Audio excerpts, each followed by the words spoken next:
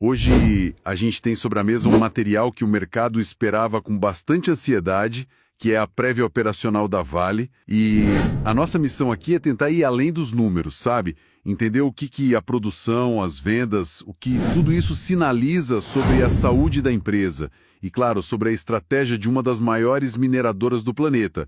E tudo isso antes do resultado financeiro completo. E é um exercício muito interessante porque, assim, numa empresa de commodities, a receita é basicamente volume vezes preço, né? Então, quando a gente tem acesso a esses dados antes, como agora, a gente consegue, montar uma boa parte do quebra-cabeça, diminui muito a chance de uma surpresa grande lá na frente, sabe? E nos permite focar no que realmente importa, que é a qualidade da operação e as tendências. Exato. É como ver os trailers antes do filme completo, né? E olha, pelo que os materiais indicam, a maior parte desses trailers são de um filme de sucesso. A grande manchete, assim, o ponto de partida mesmo, é que a Vale não só cumpriu, ela superou as próprias projeções para 2025. O famoso guidance. Isso, o guidance, tanto em minério de ferro quanto em cobre. E esse é um ponto que merece um destaque, porque, olha, superar a meta já é ótimo, mas o que a gente viu aqui foi a empresa ultrapassando o topo da faixa que ela mesma projetou. Ou seja, ela performou acima do próprio cenário mais otimista dela. Nossa! Em um setor com tanta variável, né? Clima, logística, mercado global, isso é um sinal muito forte de excelência na execução.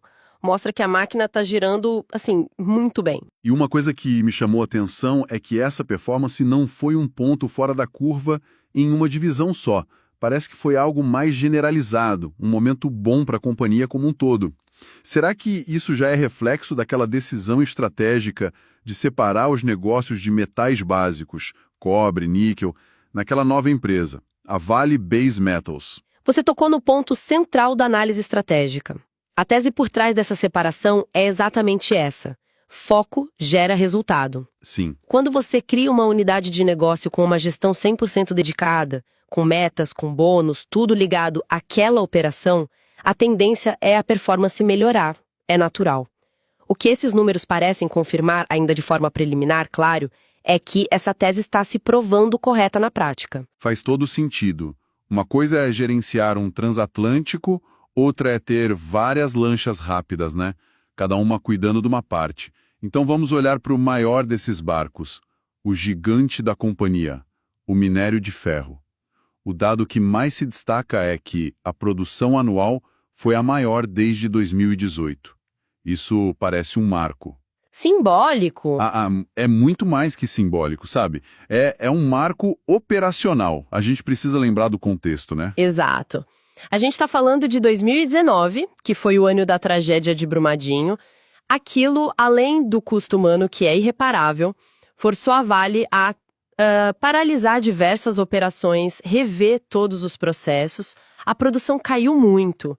Então, ver a companhia, anos depois, atingir o maior volume desde o período pré-acidente, significa que a recuperação produtiva está consolidada. Entendido. A capacidade voltou. Mas e o crescimento? Porque uma coisa é voltar ao normal, outra é crescer a partir daí.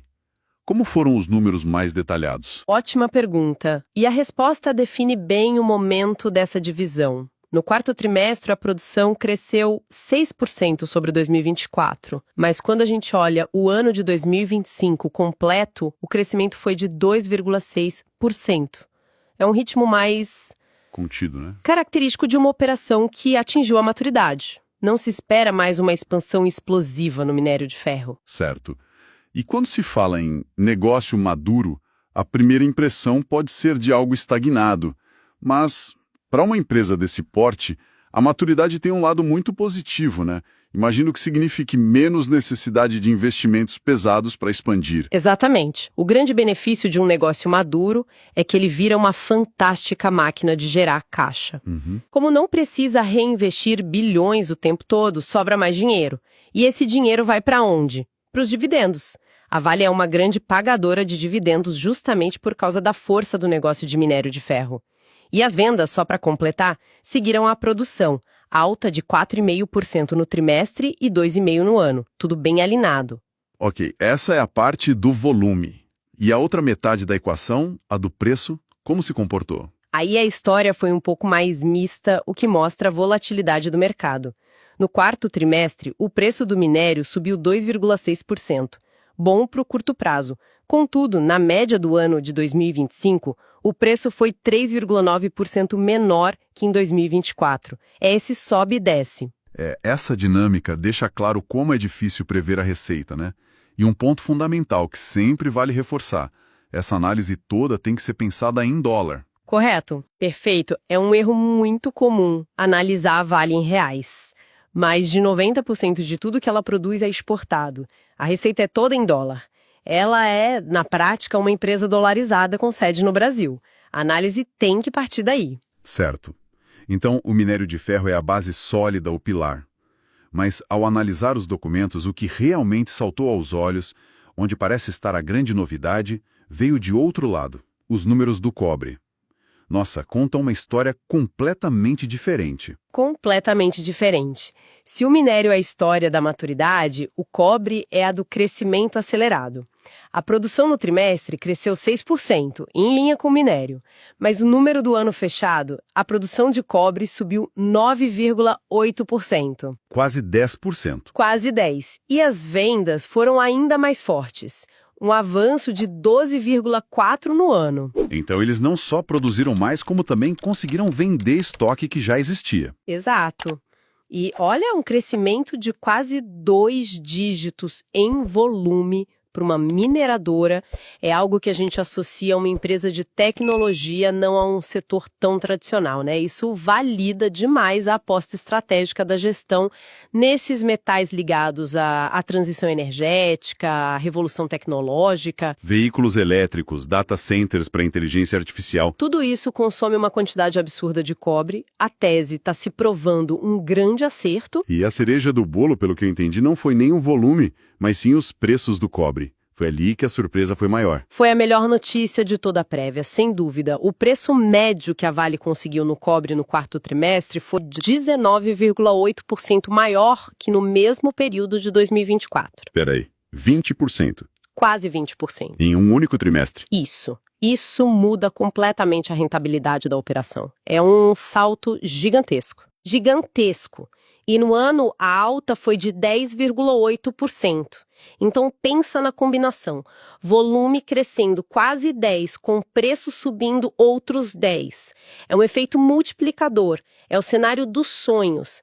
E mais, a tendência para o primeiro trimestre de 2026 parece ainda melhor. A gente pode estar vendo a divisão de cobre a caminho do melhor resultado da história dela. Com esse tipo de resultado, com volume e preço subindo nesse ritmo, a conversa sobre um possível IPO da Vale Base Metals, isso deve estar esquentando muito nos bastidores, não? Com certeza. Essa performance cria o que o mercado chama de janela de oportunidade. A direção já tinha sinalizado a intenção de, em algum momento, listar as ações dessa divisão em bolsa.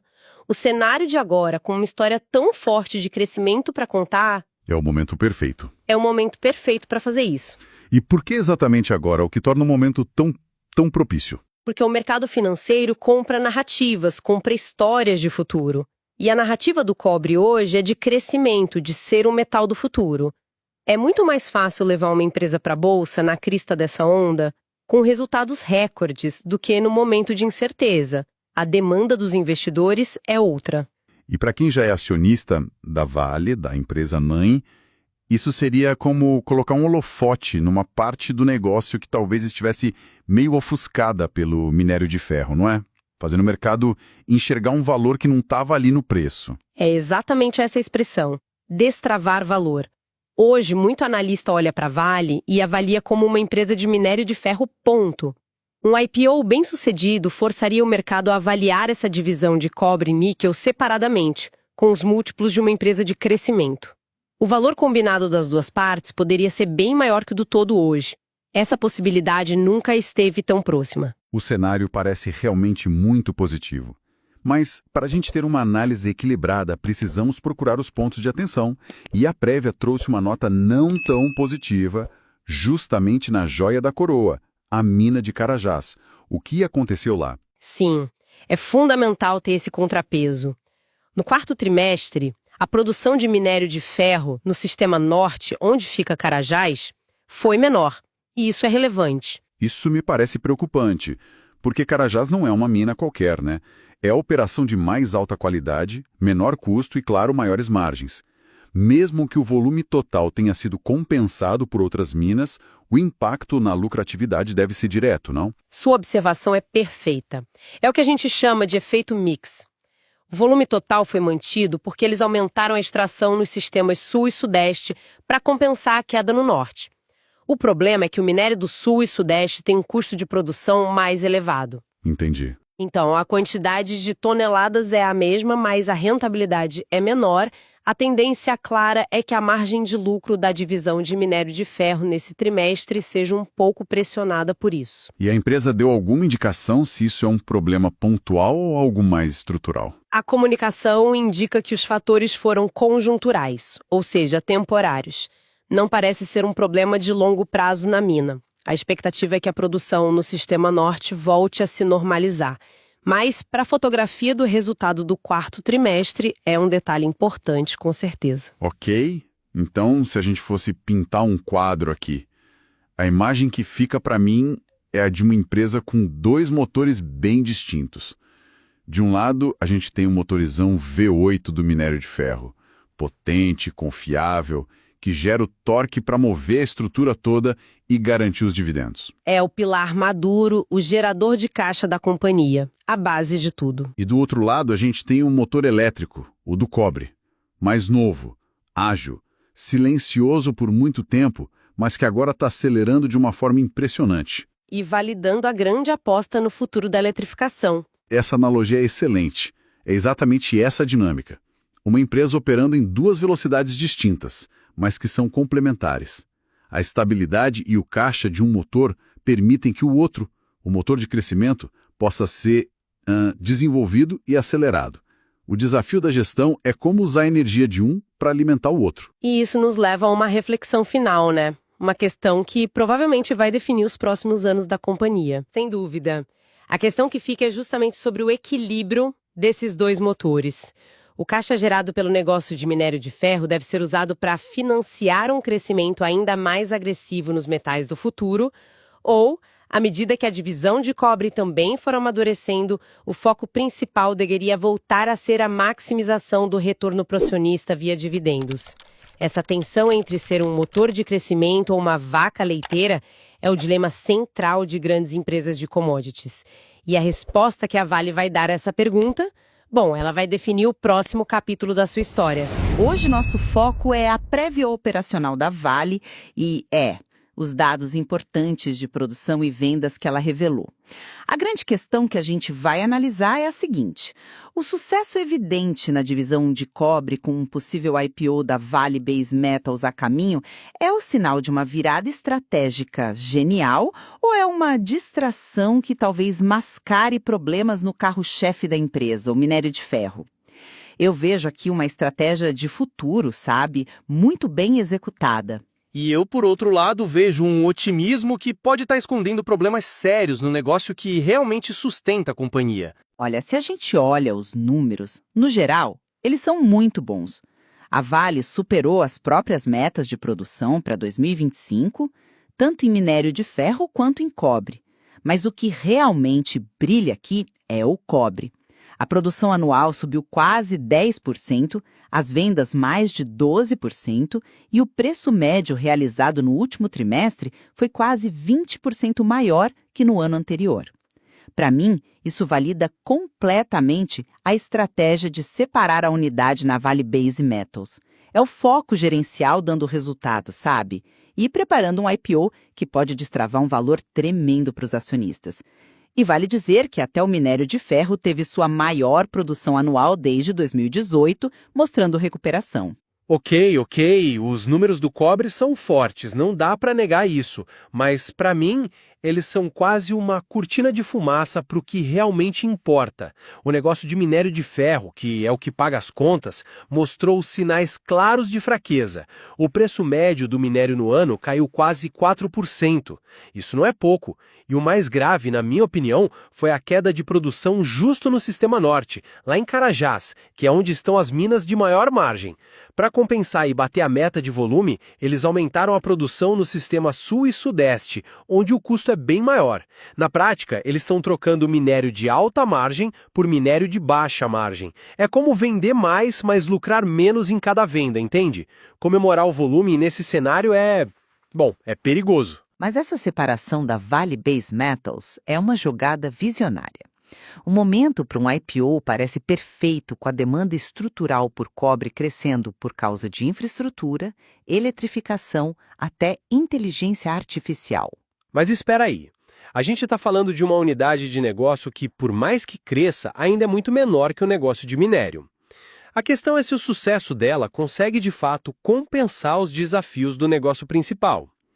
Esse foco todo no IPO não está só criando uma narrativa positiva para o mercado, enquanto o problema real, que é otimizar a rentabilidade do minério de ferro, fica meio de lado. Eu discordo um pouco desse enquadramento. A questão não é uma coisa ou outra.